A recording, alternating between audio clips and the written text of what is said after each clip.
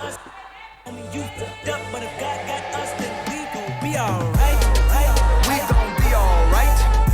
We gon' be alright. We gon' be alright. Do you hear me? Do you feel me? We gon' be alright. We gon' be alright. Huh? We gon' be alright. We gon' be alright. Do you hear me? Do you feel me? We gon' be alright. And when Please, I wake can we have some calm? Can we have some calm? It's my pleasure, Comrade President. I invite you now to deliver your address. Thank you so very much. You all have to excuse me. In America, as the young folk like to say, we like to get a little turn. I guess that don't translate so well. But I bring greetings from the 2 million members of the Service Employees International Union. Good morning, my friends. I want to begin, I really must begin by acknowledging the tremendous honor it is to be here on the continent of Africa, and thank the people of Ghana for your warmth, your hospitality, and your example of perseverance and pride. Excuse me. Yesterday, His Excellency John Dramani Mahama, the President of Ghana, opened this convening with words that captured the power and the promise of this moment. His participation is not just a gesture, it is a statement. It reminds us that the fight for worker dignity and democracy is not peripheral to national progress. It is at the very heart of it. I also must thank the Public Services International President Daniel Bertosa, it's General Secretary Daniel Perdosa, and President Britta Leone for convening this gathering, and for their steadfast leadership in bringing together trade unionists from across the continent and around the world. Thank you, Danny and Britta. And to be among leaders and workers representing more than 40 African nations, it is profoundly humbling for me. Each of you carries the story of your people, the story of the struggle, the resilience, and the hope that keeps our movement alive. And for me, standing here as a Black woman, as the president of the Service Employees International Union, and as a descendant of those who were stolen from this soil generations ago, this moment carries a sacred weight.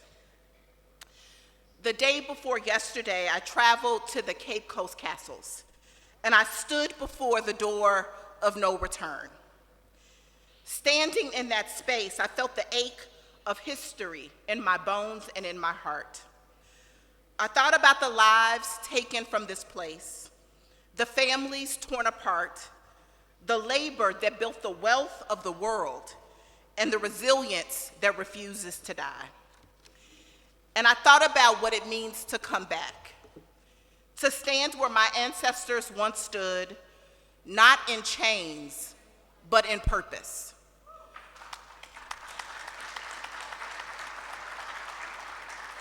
Thank you. To bring their story full circle. That is why I am here. That is why SEIU is here, to honor their legacy by continuing the fight they began, the fight for dignity, the fight for freedom, the fight for justice. Because when you stand at that threshold and you begin to understand something profound, the very same forces that built wealth from our suffering centuries ago are alive today in different forms. They exploit workers, they privatize what belongs to the public, and they extract from the many to enrich the few. In this moment, I am very clear, crystal clear, that the new colonizers are not foreign governments, but multinational corporations. They don't send armies, they send agreements. They move across borders through trade deals and mergers, not ships and soldiers. They promise efficiency and innovation, but what they deliver is inequality and extraction.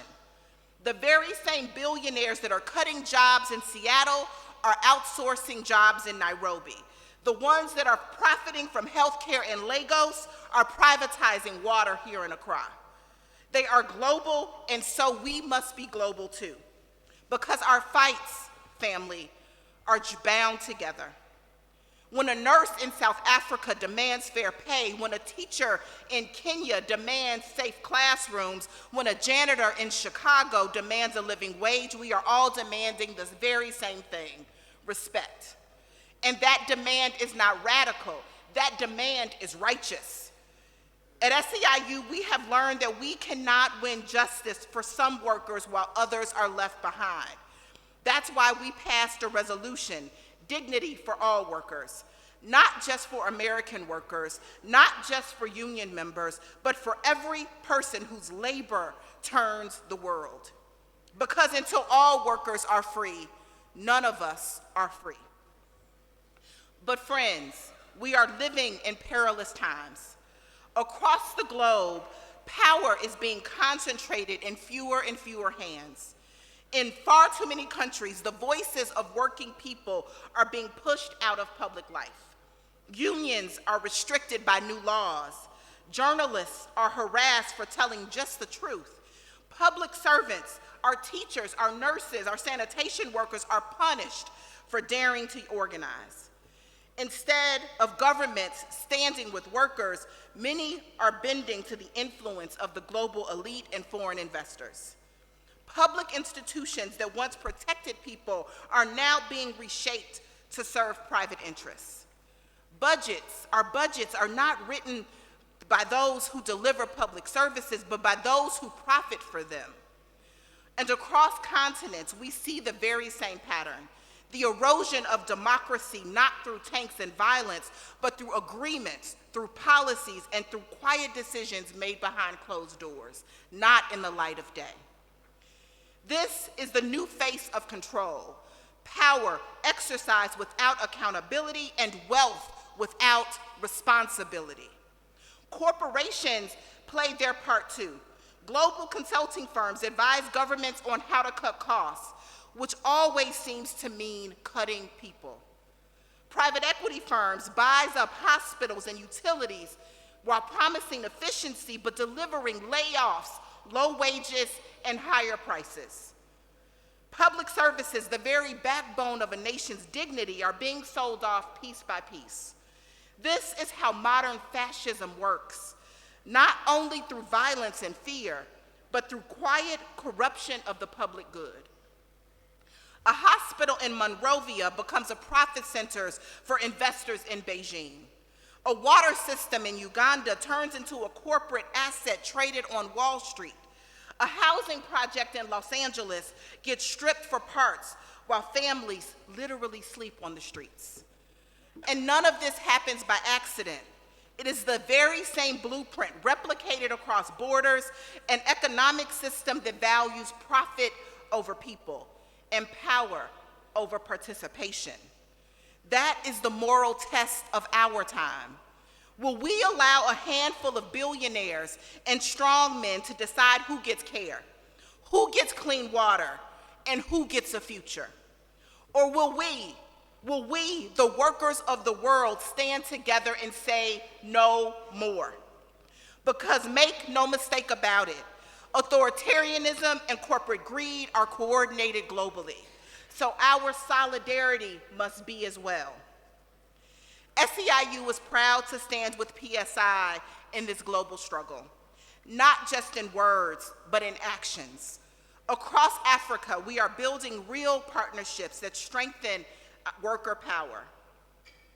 In Tanzania, we are working alongside PSI and our union siblings in Tuji, Twiko, and Taugu, organizing public sector workers, expanding access to quality health care, and defending public services from the constant threat of privatization. In Kenya, we are united with the militant Kenya Medical Practitioners, Pharmacists, and Dentists Union, whose courage and clarity in the fight for healthcare workers' rights inspires us all. Together, we are expanding access to care, ensuring the fair treatment for frontline workers, and protecting essential services from being sold off to corporate interests. These partnerships are proof that solidarity is not an idea, it is a practice. We learn from one another, we strategize together, and we build collective power that no border can contain. And that power, that solidarity, doesn't just live in institutions or practices. Solidarity and power lives in people. It moves through families, it moves across oceans and within generations. The same workers organizing in Dar es Salaam or Nairobi are connected to the nurses and janitors in Boston and San Francisco. Our partnerships are mirrored in the very lives of our members. Proof that our movement is not just international. Our movement is interpersonal. And when I look at this movement, I see the same shared story reflected in our members. In the United States, thousands of SEIU members trace their roots to this continent, to Ghana, to Nigeria, to Liberia. They are nurses and home care workers and janitors and bus drivers. They care for the sick. They clean our cities and they keep our communities alive. Their journey tells the truth that policymakers often ignore. Our economies are already connected. Our struggles are already intertwined. But we must ensure that migration is not another form of exploitation. The wealth of Africa, its people, its labor, its brilliance, must not be drained by the same forces that once stole its gold and its children. The goal is not to just move people across borders, it's to move power across borders, back into the hands of the people who create the wealth of nations. And so, my friends, if we are to meet this moment, if we are to move from pain to power, from history to hope, we must act. And I want to offer 5 steps that we must take together to build true global worker power. Y'all ready? Y'all gonna count with me? All right. First, we must build cross-border solidarity strategies. We must connect our fights across countries and continents, sharing organizing tools, legal tactics, and collective bargaining victories. Let's build networks that allow workers in Los Angeles to learn from a teacher in Lusaka, a nurse in Accra, a sanitation worker in Nairobi. When we move in coordination, family, we move in power. Second, we must defend and expand public services. Public services are the backbone of any just society. Schools, hospitals, transportation, and sanitation. These are the institutions that make democracy real. Our mission is to protect them from corporate erosion and strengthen them for the people they serve. Third, we must confront and defeat privatization. We are witnessing a new form of colonization, corporations taking what belongs to the people. We must shine a light on these practices, expose how wealth is extracted, and mobilize to keep essential services public, accountable, and people-centered. Fourth, we must demand that government invest in people. Government must tax wealth fairly and redirect those resources into social services, healthcare, infrastructure, and worker training. The moral measure of any nation is how it invests in its people, not how it shelters profits of the rich. And finally, my favorite action step, if I must say, we must center and empower African worker leadership. The liberation of African workers must be led by African workers.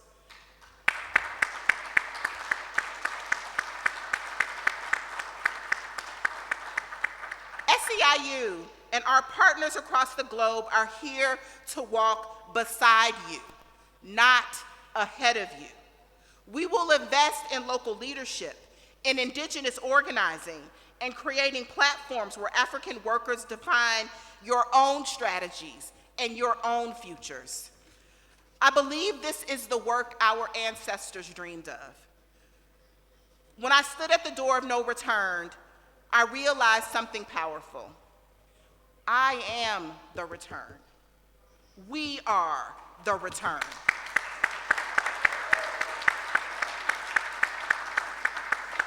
We are the ones they prayed for, the ones who could finish what they began.